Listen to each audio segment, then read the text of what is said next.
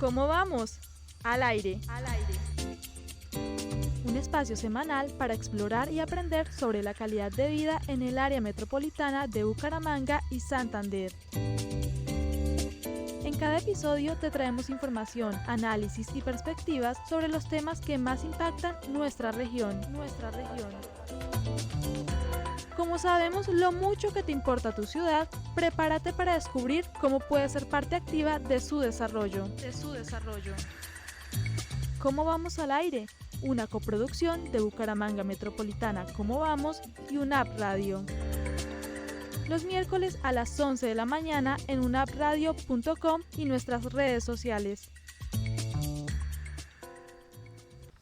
Bienvenidos y bienvenidas a un nuevo episodio de Cómo vamos al aire. Mi nombre es Joana Cárdenas, soy la directora de Bucaramanga Metropolitana ¿Cómo vamos? Y hoy vamos a compartir nuevamente un espacio de diálogo y de conversación sobre temas que nos importan en la ciudad y nos importan a quienes amamos el área metropolitana de Bucaramanga y queremos que su calidad de vida avance.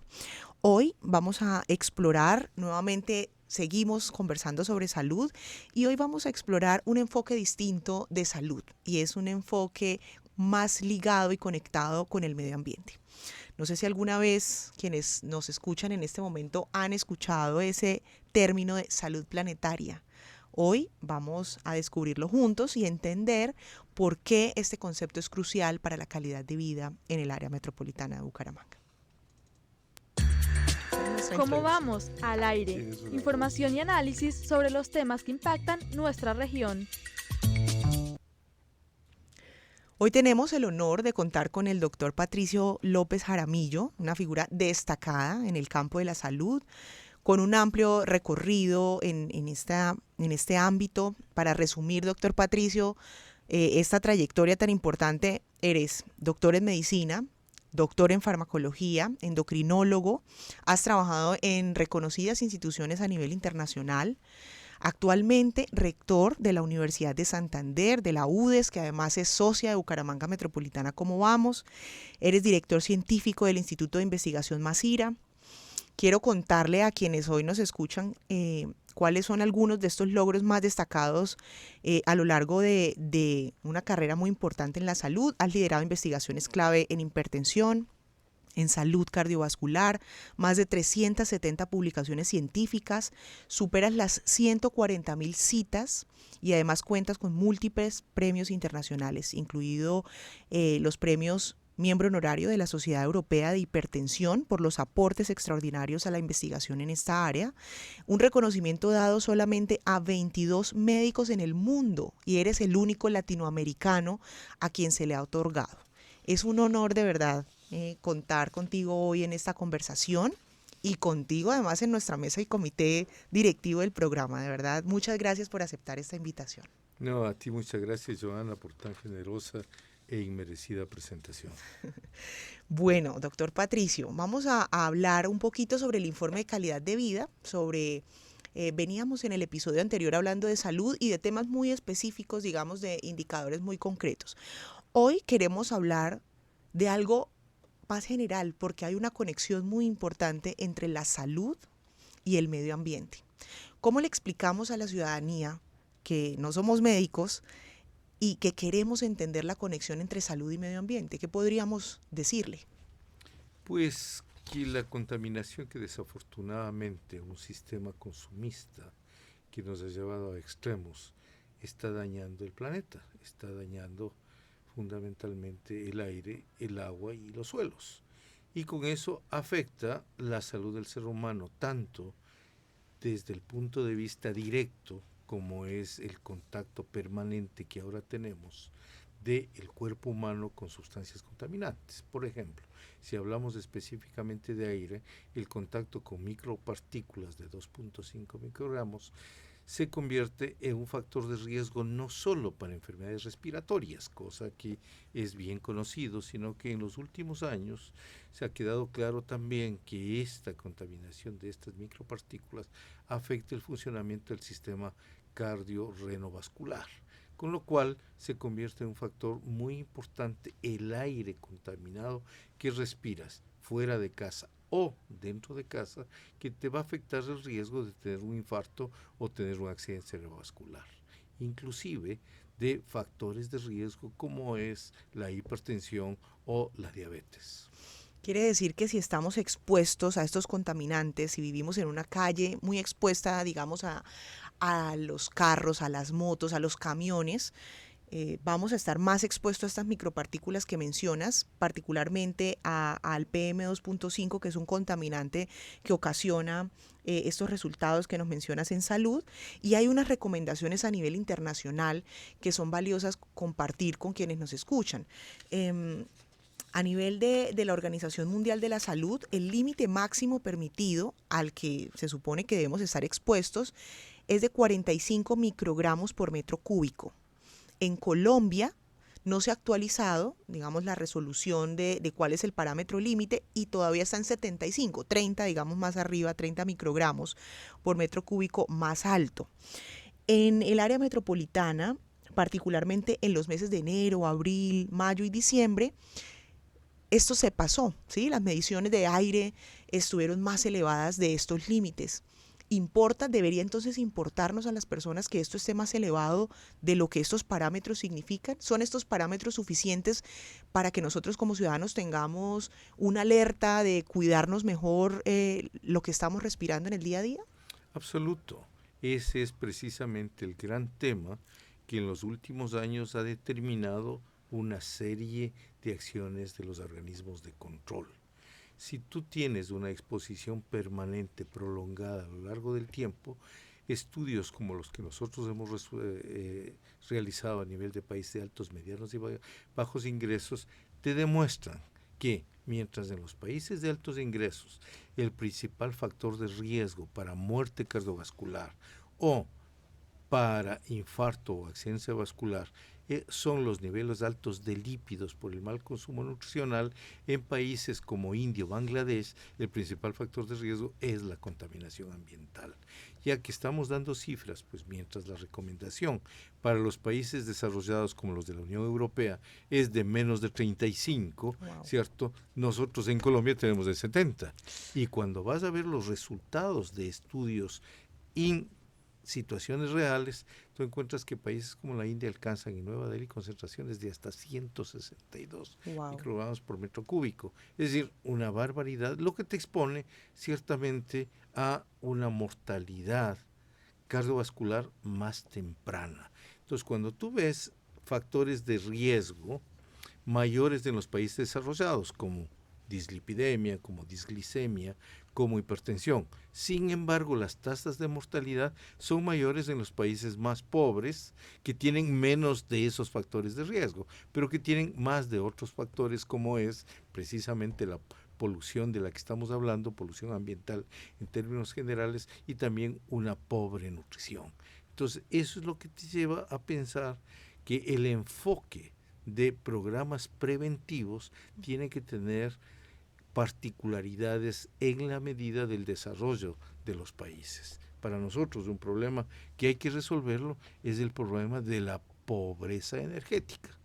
Entonces tenemos un grande problema ahí que nos lleva ya no solo a contaminación del aire por el exceso de exposición a hidrocarburos utilizados para vehículos, ¿cierto? Sino que también tenemos contaminación dentro de casa por la utilización de combustibles fósiles para cocinar.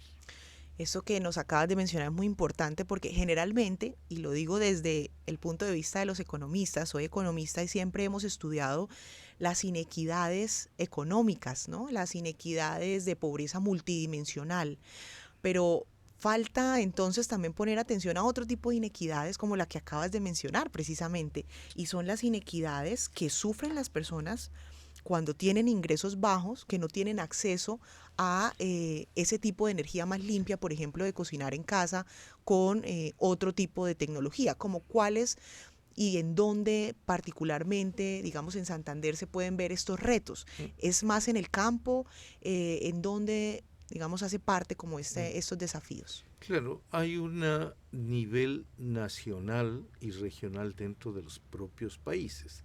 Es decir, primero eso, el enfoque es más global. tengo países de altos ingresos que utilizan específicamente para la preparación de alimentos energía más amigable con el medio ambiente, que es más costosa. Y países de ingresos medios como Colombia o países de ingresos bajos como la India o Bangladesh que mencionábamos, que dada la pobreza socioeconómica del país te lleva a utilizar combustibles económicos teóricamente que producen una gran afectación al medio ambiente, porque si utilizas leña o utilizas carbón vegetal para cocinar, estás talando árboles y estás produciendo una gran cantidad de micropartículas 2,5 que son las más dañinas para el cuerpo humano. Entonces, cuando hablamos del concepto de pobreza energética, tenemos que tener claro estas diferencias que existen entre países de altos, medianos y bajos ingresos.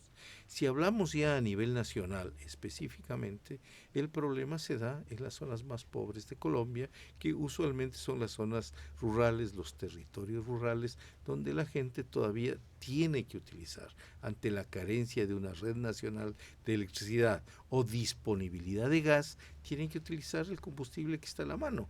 Por suerte aquí no tanto utilizamos desechos de maleza agrícola, sino que talamos árboles y utilizamos carbón vegetal o leña.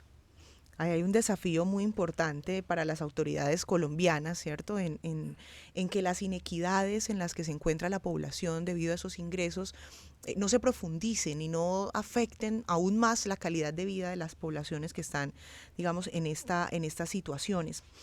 ¿Cuáles son, doctor Patricio, esos principales retos que existen a nivel global y a nivel de país alrededor de la salud planetaria? ¿Y por qué y cómo podemos, digamos, enfrentar esos desafíos? ¿Cómo desde Colombia se puede hacer aportes para enfrentar esos desafíos globales y locales? Bueno, primero definir el concepto de salud planetaria, ¿no es cierto? Así como tenemos la salud humana, tenemos la salud del planeta. Y cuando hablamos de la salud humana, hablamos de una serie de organismos y sistemas que tienen que trabajar armónicamente y todos bien para que tú estés en salud. Entonces, cuando definimos salud humana, definimos que es el bienestar físico, psíquico y social. De igual manera, cuando hablamos de salud planetaria, estamos hablando de todos los condicionantes alrededor de lo que significa el planeta Tierra. Y por eso estamos ahora precisamente en la COP16, que es mantengamos la biodiversidad, ¿cierto? Se está acabando la biodiversidad por la irresponsabilidad de nuevo de un sistema altamente consumista.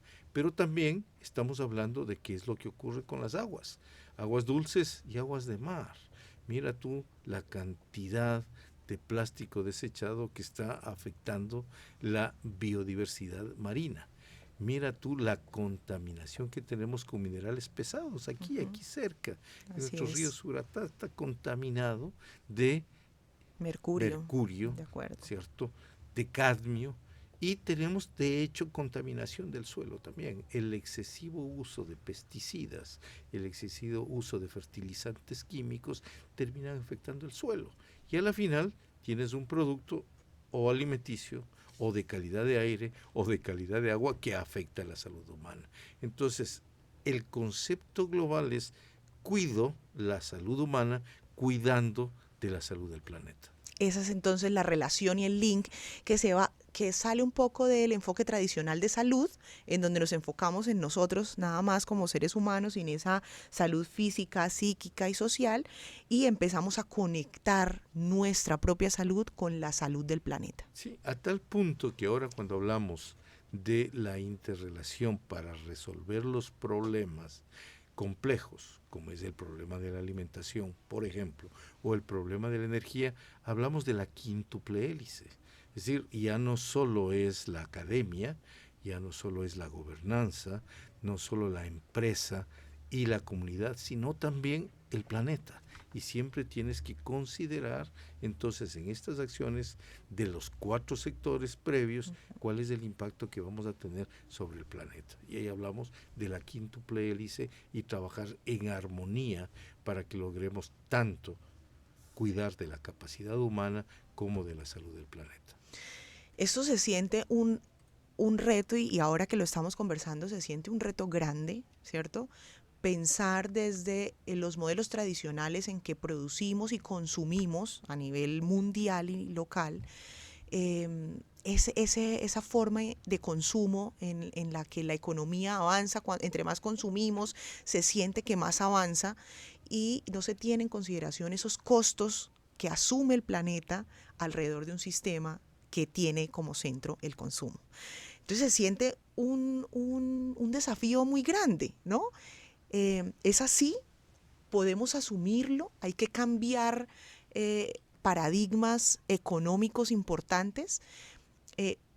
Podemos, digamos, estamos a la altura de ese desafío. Mencionabas hace poco la COP16 como parte de esos esfuerzos y conversaciones mundiales alrededor de la conservación de uno de los elementos tan importantes de la salud planetaria como la biodiversidad.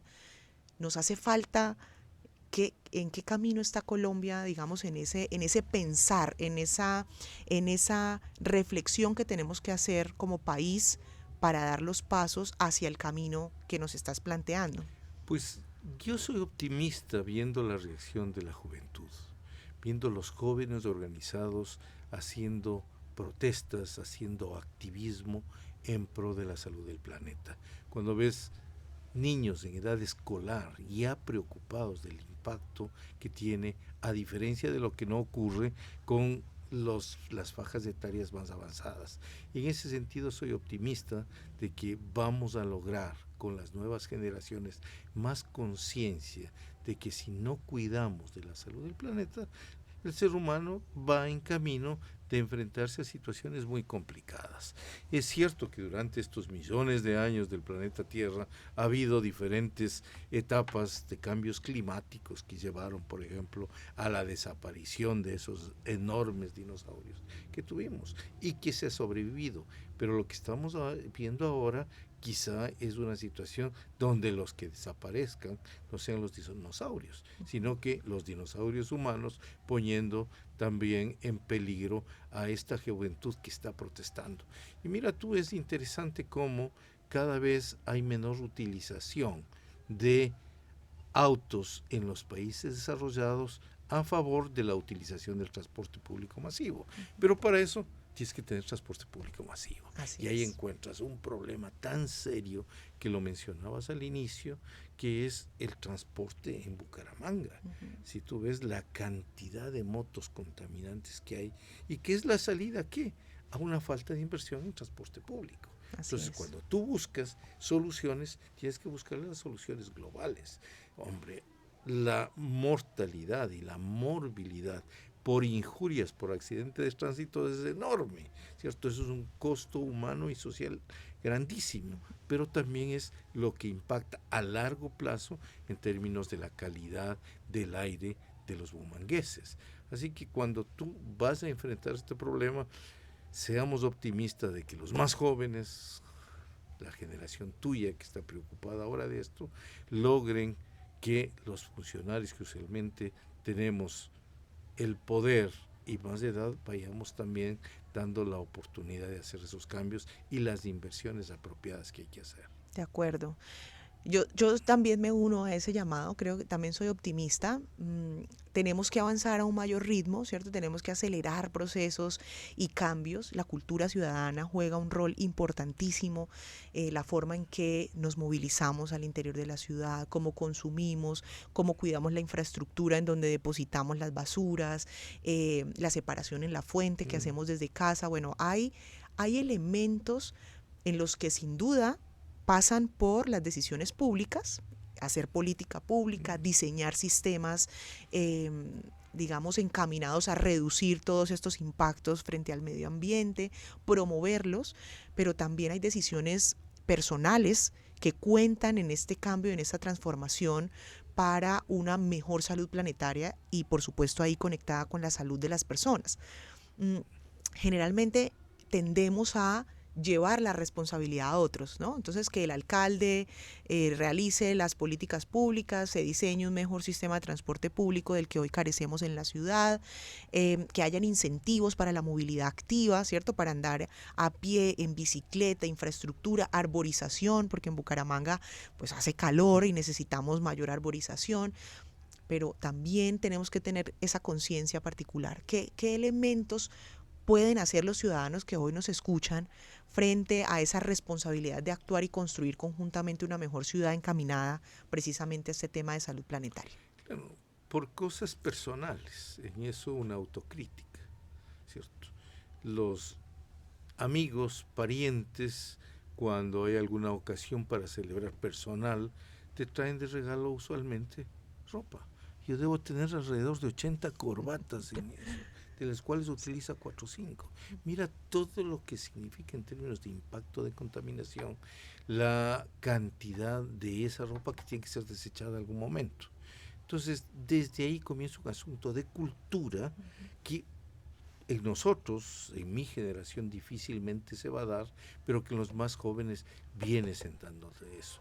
El hecho de poder efectivamente poder utilizar medios en todo sentido, cuánto tiempo tú calientas el agua, cuánta cantidad de agua tú gastas, cómo haces el desecho de todos los sobrantes en términos alimentarios, que además de eso se liga con el tremendo problema de la inseguridad alimentaria que tenemos.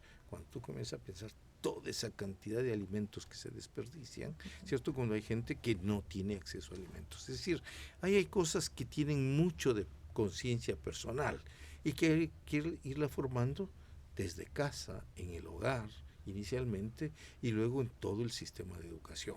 Pero lo primero, la primera responsabilidad, desde luego, nace de la familia. Y ahí hay que centrarse un poco en el trabajo de concientizar la familia.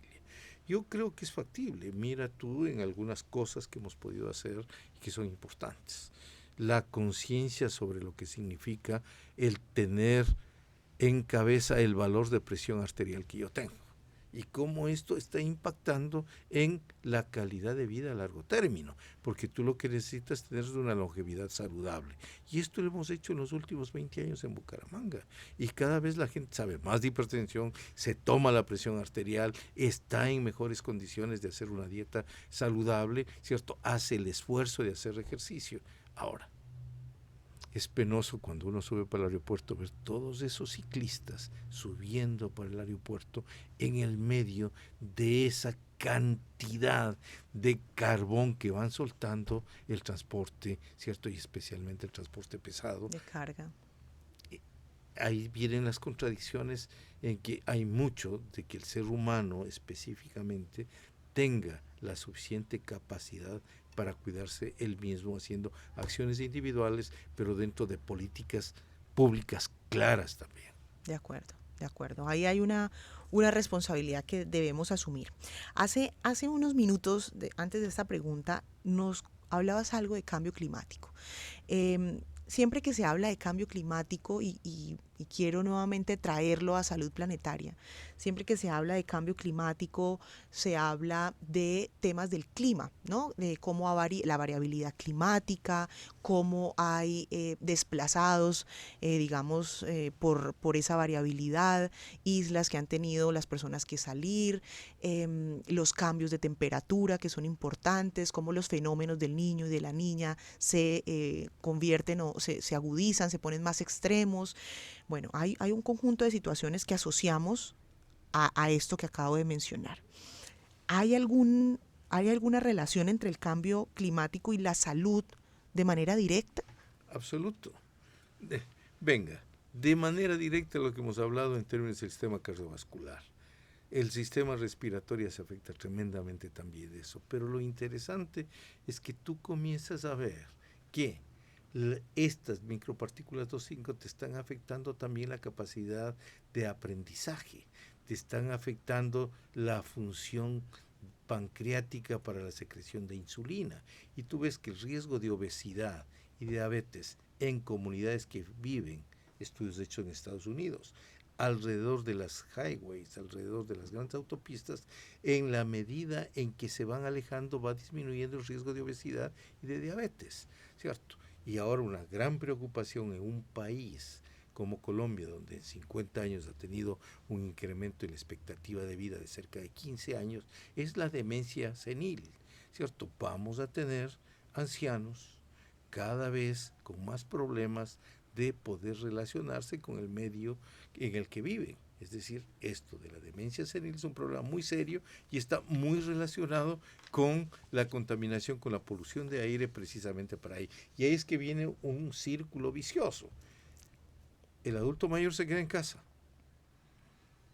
Se queda en casa y está más expuesto a toda la contaminación de aire de casa, producto de la utilización de fósiles para cocinar. Claro. Y entonces comienza el problema a incrementarse en la mujer que se queda dentro de casa, en el anciano que permanece dentro de casa y en los niños que finalmente están quedándose también dentro de casa. Así que, ¿dónde rompes este círculo vicioso? Pues este círculo vicioso lo rompes como siempre, apostándole a la educación, que da como resultado que tenga mejores condiciones de conciencia de lo que significa salud humana y salud de la casa donde vivimos, salud del planeta. De acuerdo. Aquí, bueno, no puedo dejar de hacer una pregunta muy importante, y es que eres el rector de una de las universidades más importantes del departamento, del país. Hacen investigación desde la UDES alrededor de estos temas. Cuéntanos un poco cómo la Universidad de Santander contribuye a la investigación y formación en torno a este tema tan importante de salud planetaria. Es una línea, digamos, que tú estás trabajando y liderando. Eres el director, además, científico del Instituto Masira. Compártenos cómo estos intereses en salud planetaria se encuentran con la Universidad de Santander. Claro, nosotros trabajamos con riesgo cardiovascular. El problema desde hace 40 años ha sido cómo tú logras tener una longevidad saludable, cómo evitas tener pacientes que sufren un accidente cerebrovascular y se incapacitan el resto de la vida, o tener años de vida útiles perdidos. Si tú te infartas a los 55 años, pierdes un mundo de años productivos. Y por eso nos dedicamos, bajo nuestras propias circunstancias, teniendo absolutamente claro de lo que son los determinantes sociales. Los factores de riesgo son muy diferentes. Como decíamos, si estás en la India, yo resuelvo primero el problema de polución, antes de preocuparme del exceso del consumo de colesterol, ¿cierto? Si estoy en Estados Unidos, mi preocupación es la obesidad y el exceso de colesterol, no la polución ambiental, porque nos la mandan para acá. Es decir, toda la industria sucia más bien viene para acá. Entonces, desde ese punto de vista, nosotros logramos identificar claramente el factor de contaminación de aire dentro de casa. Y para eso significa cambiar la fuente de energía o la utilización de cocinas, estufas diferentes. Y desafortunadamente, a pesar de que esta ha sido una preocupación de años y de gobiernos anteriores, ¿cierto?, se planteó la posibilidad de tener las estufas de leña tecnificadas. Las estufas de leña tecnificadas, que se hizo una gran inversión para tener una chimenea que te sacara el aire que te consume. Pero a la final nuestros propios estudios mostraron que el nivel de contaminación por micropartículas 2,5 dentro de casa eran iguales en cocina abierta dentro de casa o en las cocinas tecnificadas. Es decir, desafortunadamente esa no fue la solución. Entonces dijimos, bueno, listo, tenemos un programa de maestría en energías renovables, tenemos un programa, el único doctorado en el país de recursos energéticos renovables, pues vamos a solucionar lo primero. Y lo primero es el hogar. Y es por eso que le dimos la prioridad a resolver el problema de utilización de fogones dentro de casa para cocinar. Wow. Comenzamos durante 3 promociones de maestros haciendo todo lo necesario para ver si era posible utilizar biocombustibles. es decir, todos los desechos orgánicos que causa la agricultura, ¿cierto? Toda la maleza para la agricultura, ¿cierto? Inclusive los propios estiércoles de los animales ser utilizados para producción de gas. Y la verdad es que logramos modelos que se implementaron en algunos municipios, pero que no es costo-beneficio. Okay. Entonces había que buscar otra alternativa. Y esa otra alternativa surge con algo que ha sido muy debatido y conocido, que es la posibilidad de electrolisis, de utilizar agua para producir sus componentes independientes, uno de los cuales el hidrógeno es un gas que produce una energía realmente importante y que podría eventualmente ser utilizada. Otros países lo han hecho, hay bastantes modelos, nosotros logramos a través de un técnico que fue recomendado porque era conocido a nivel del ICP, del Instituto Colombiano de Petróleo, que tenía ese, y se vino a trabajar con nosotros y en ese proceso de desarrollo estamos. Wow. Es decir, claramente yo resuelvo un problema de salud humana, que es el importante incremento en el riesgo de eventos cardiovasculares si cocino con leña o con carbón. Listo, necesito cambiar eso. ¿Cómo? Lo del biogás, hemos invertido años, varias tesis al respecto, varias publicaciones al respecto, no es costo-beneficio. Vamos por otro, y se dio la posibilidad de comenzar a explorar si la hidrólisis para poder tener finalmente hidrógeno y oxígeno. El oxígeno va por un lado, el hidrógeno, que esa es la sacada y el secreto del ingeniero Raúl Torres, que es el técnico que vino a desarrollar esta línea de investigación dentro del centro de hidrógeno, que te permita separar el hidrógeno, canalizar el hidrógeno a través de el diámetro de diferentes agujeros que luego de producir el hidrólisis te permite separar por un lado el oxígeno y por otro lado el hidrógeno, y utilizar ese hidrógeno como fuente de combustión principal. Ahora, tú tienes ahí varias cosas que resolver. Tú necesitas una fuente inicial de energía para que tú tengas la posibilidad de poner a marchar el generador de hidrógeno. Entonces, si tú tienes el 16% de la población colombiana que no tiene energía, porque si tengo energía, lo conecto a la energía y con la energía eléctrica consigo yo poner a marchar el generador y tengo hidrógeno. Pero y si no tengo eso, 16% de la población colombiana no está interconectado a eso, ¿cómo consigo? Entonces vino una solución en la cual se está trabajando, que son las unidades energéticas. Hay un programa yo creo que ya de los últimos 2 gobiernos, que viene de instalar, ¿cierto?, energía fotovoltaica, ¿cierto?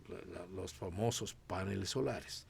Con los paneles solares, si tú logras producir suficiente energía para poder a marchar el generador que te va a dar la hidrólisis, ¿cierto?, y te va a producir hidrógeno, tendríamos la posibilidad de producir una energía para cocinar utilizando muy poca energía eléctrica o muy poca energía fotovoltaica.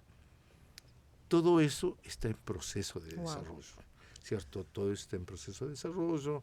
En este momento hay posibilidades de un programa piloto a nivel rural precisamente de uno de los estados, de uno de los departamentos con mayor inequidad social, para en los Montes de María poder comenzar a utilizar estas cocinas y en el campo real ver si funciona.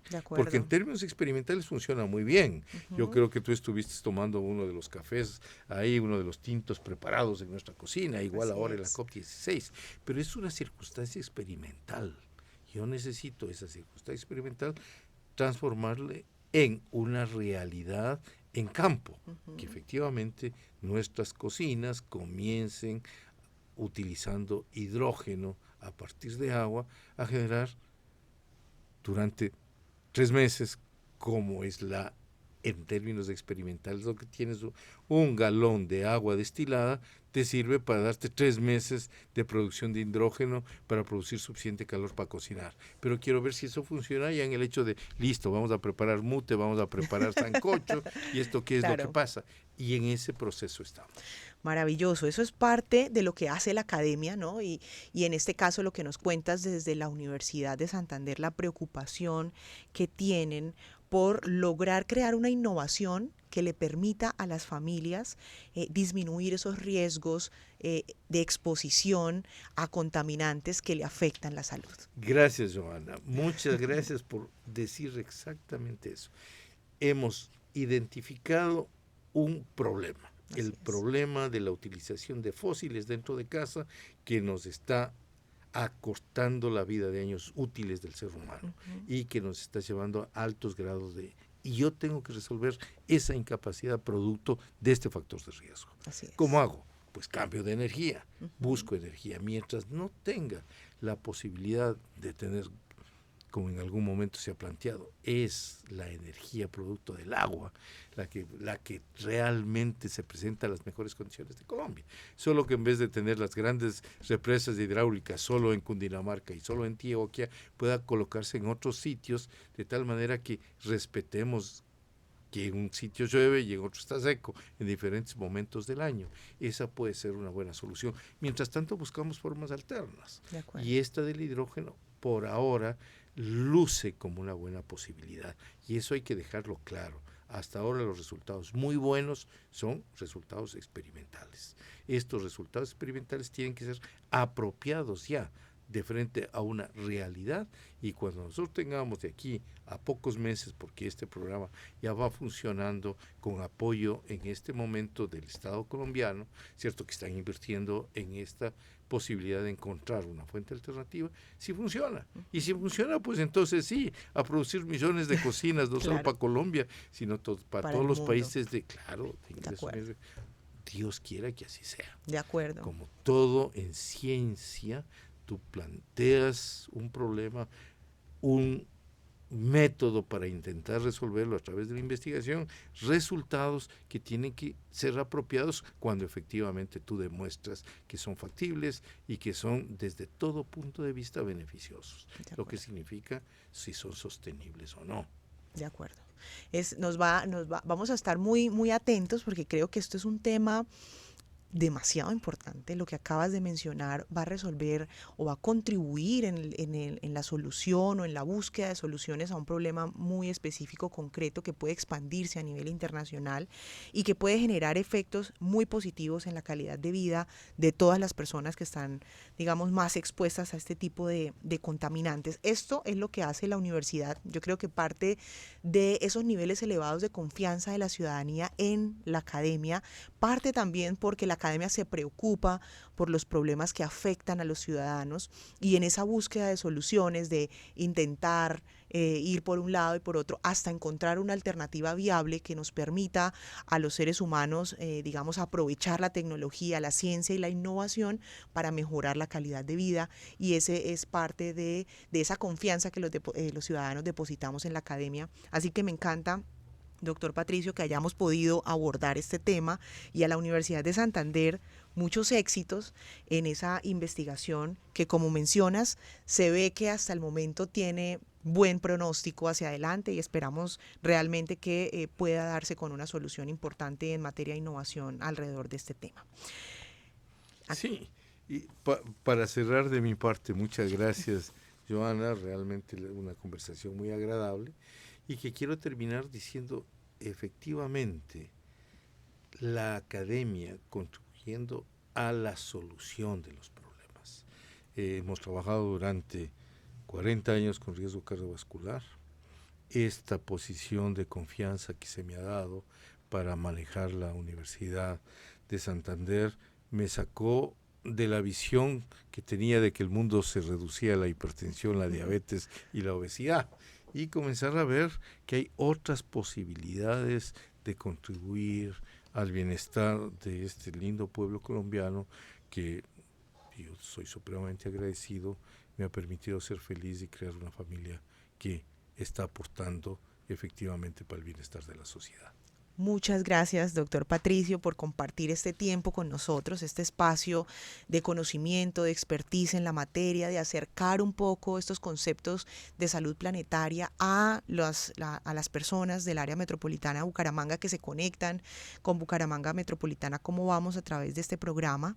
Fue sin duda una conversación muy valiosa. Antes de llegar aquí con el equipo decíamos, bueno, hoy vamos a aprender un concepto muy importante en el que seguramente vamos a tener que profundizar, porque estos intereses de la Universidad de Santander son los intereses de todos, ¿no? El hecho de que estén innovando, investigando sobre un tema tan sensible como este es también un interés del programa que se enfoca en mejores decisiones, en información de calidad para la toma de mejores decisiones. Así que muchas gracias por este espacio, por este conocimiento, y quiero invitar a quienes deseen seguir conversando a que sigan conectados con Bucaramanga Cómo Vamos al Aire y que además consulten el informe de calidad de vida 2024 que fue publicado el 17 de septiembre, que tiene más de 300 indicadores sobre calidad de vida, entre ellos varios que hoy mencionamos: calidad del aire, calidad del agua.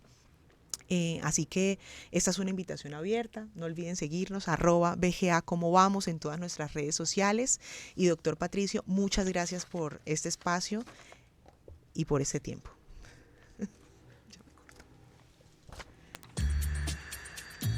¿Cómo vamos? Al aire.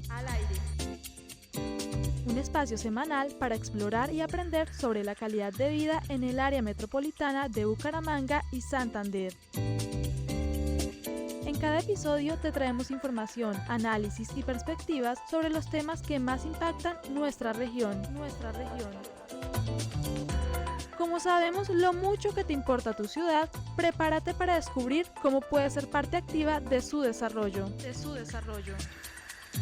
¿Cómo vamos al aire? Una coproducción de Bucaramanga Metropolitana Cómo Vamos y UNAP Radio. Los miércoles a las 11 de la mañana en unapradio.com y nuestras redes sociales.